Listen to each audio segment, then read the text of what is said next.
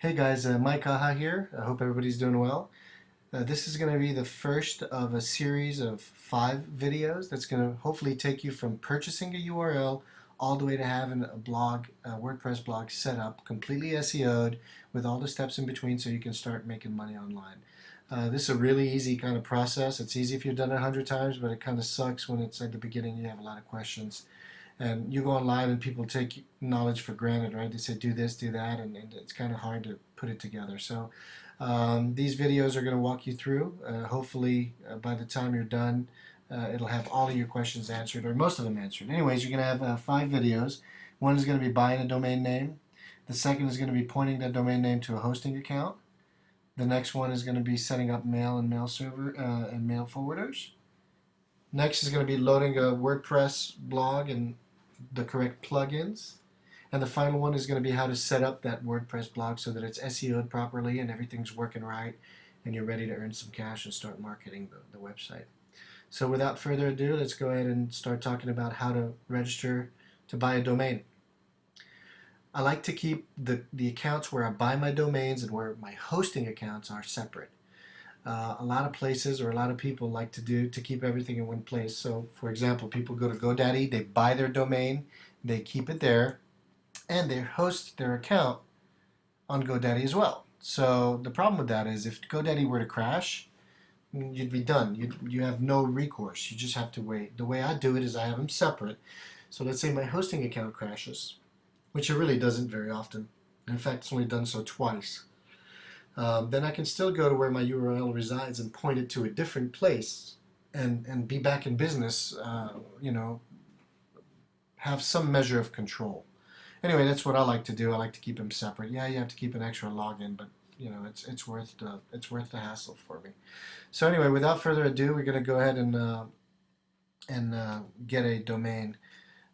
So you've done your keyword research and you came up with a good domain. And let's say it was we're going to do, this is a training purpose, so I'm going to do training URL.com and click search. So it's going to do a little bit of searching, and guess what? It tells me training URL is available, right? Nobody really is going to pick this URL. But let's say you were targeting another, like a regular keyword, right? And you wanted to kind of get that keyword. So one that you probably would never target, but it's one that's good, for example, is dog training. I can guarantee you that dogtraining.com is taken. And you'll find that a lot of, once you do your keyword research, a lot of the domains that you're looking for are taken. So you have to be creative, right? And here's the way I like to do it. One is to add a random letter at the end. So a B, a V, or a Z, and see if it's available like that. So I added a B, and let's see if it's available. Yeah, so dog training B is available. So, you can add a B, V, or Z, or a number 1, like just a number, a 1. Those are my favorite ways of trying to navigate around not having a URL being available. My least preferred method is to do a dash in between, like this.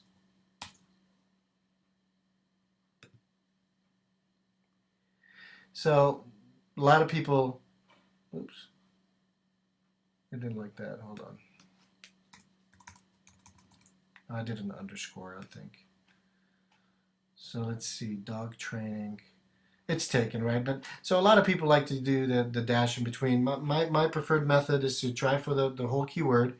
If it's not there, add a letter that's unrelated, right? So don't add an S because it'll make it plural or something like that. Add a V or Z or a B, something weird, or a number, like a number 1 at the end.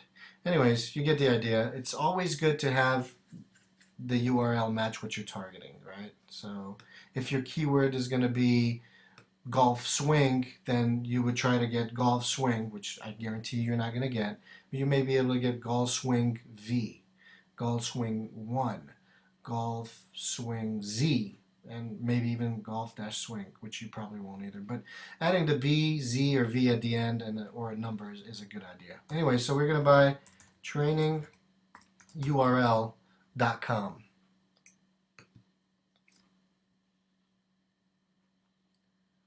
It's available. Bam. Add to cart. It's $10, and that's all there is to it, right? I'm gonna pause it and buy it because we're gonna keep this URL for the whole series. So I'm gonna pause and I'm gonna buy it because I don't want you to see my credit card account and all that. So that was it. Basically, you pick your domain. I gave you some ideas as if your domain is taken, what you can do to get around that, and then you just buy it. Right? This is the end of the first video. I'm gonna go and start working on the next one. I hope you guys found this video helpful, and I'll see you on the next video, which is basically pointing your domain name to a hosting account and adding this domain that you bought to your hosting account. Sounds confusing, but it really isn't. It's very simple. So I'll see you guys on in the next video, all right?